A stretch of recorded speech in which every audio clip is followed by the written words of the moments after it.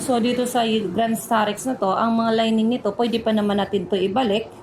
Pero yun nga lang, sa ilang taon na tumatakbo, ang sasakyan, medyo nabawasan na ng mga clutches. Ayan o. Tapos yung mga o-ring set nito, pwede pa naman din gamitin, pero yun lang, hindi natin pwede maibalik. Hindi natin, alam natin kung kailan tatagal. Ang sigurado lang tayo dito, ito, kailangan natin itong palitan. Itong metal plates na nabasag.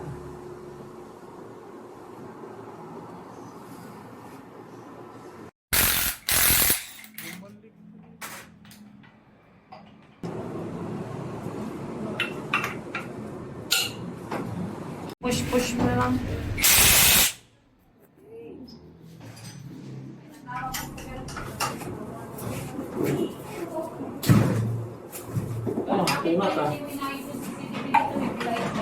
Okay na yan, uy.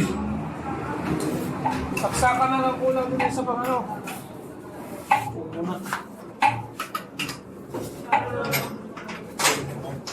Yung pangalan na nagana. Eh, bakit kung sa atin hindi ko pinagana? Kasi waiting ka pa.